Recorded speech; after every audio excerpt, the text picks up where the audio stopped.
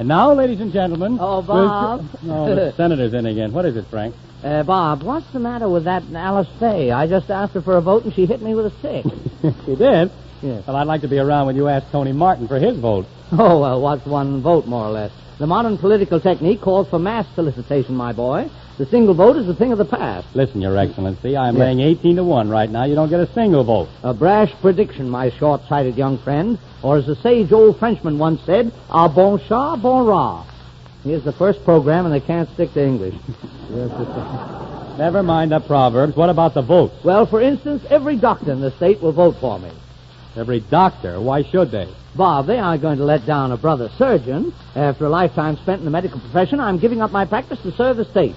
If, as Senator Morgan, I can be of assistance to my former colleagues in the medical profession, I shall deem Frank, it only just... Frank, what? Did I hear you say a lifetime in the medical profession? Certainly. A fascinating career, Bob, and a rewarding one. Why, my very first case was a difficult operation for which I charged my patient $4,000. Good heavens, Frank. What did he have? $4,000. After that, I started to charge real money. I'll never forget the tracheotomy I performed on a carpenter using the man's own Brice and bait. What the...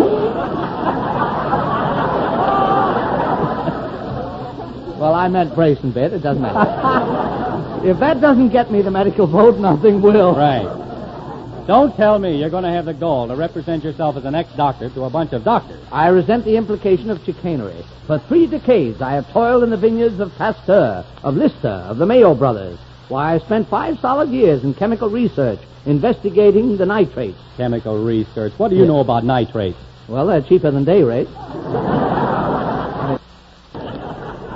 I know all about chemistry. Who do you think discovered the higher alkaloid, the lower enzyme, the medium boiled egg? I once spent 2 weeks in my laboratory, night and day, without food or sleep. It was just before insulin was discovered, and I was on the track of a very similar substance.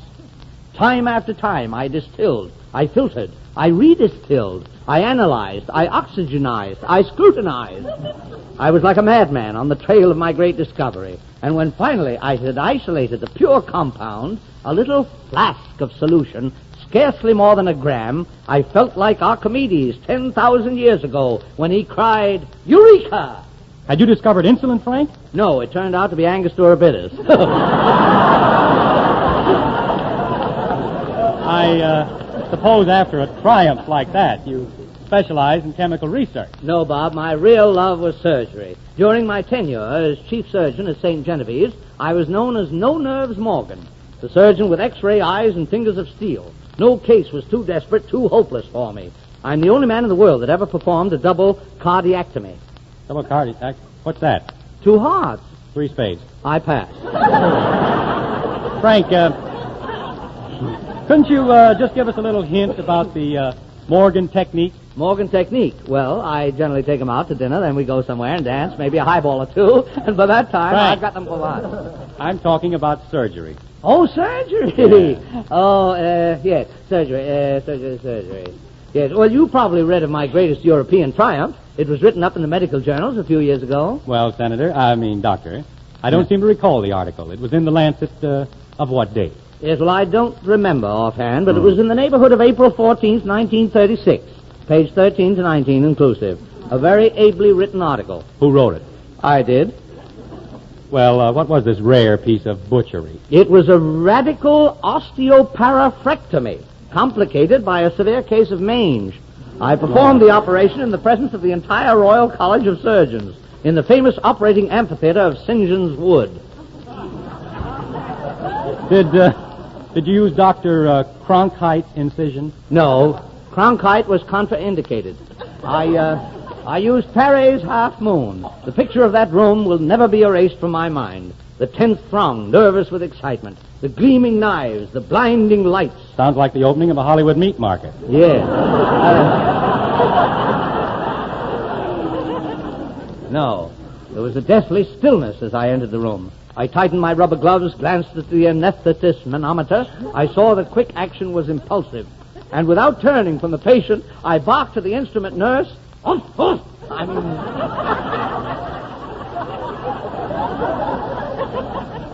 Scalpel, please. 2 deft strokes with a keen blade. The nurse supplied 10 hemostats, and I coolly went to work. For 3 long hours, I amazed my colleagues with the dexterity of my technique. And when I tied off the last suture and removed my gloves, pandemonium broke loose. To a man, the College of Surgeons rose to their feet and rocked me with a salvo of applause. They applauded while the patient was still on the table? Yes. What did you do? Well, I took out his tonsils for an encore.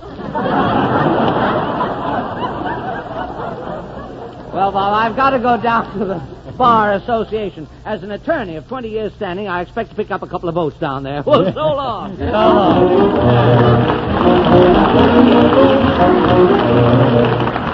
Now, picture.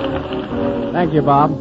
Earlier on tonight's program, I told you all about the new and improved Maxwell House coffee with its new flavor thrill.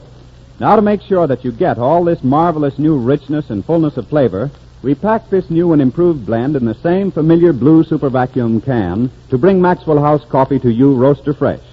You see, when ground coffee is packed in ordinary containers so the air can get at it, its flavor fades just as my voice is fading. All right, Ted. Come on back. We get the idea. Well, I guess you all know I did that just to show you how the flavor and body of coffee fades when it's packed in ordinary containers. You see, all coffee, whether ground or in the beans, starts to lose flavor after roasting.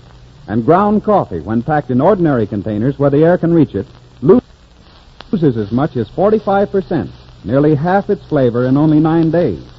But this loss of flavor can't happen to Maxwell House. Maxwell House is taken, still warm and fragrant from the roasting ovens, put into the super vacuum can from which all air has been removed, and then sealed, so no air can reach the coffee afterwards. You get it roaster fresh.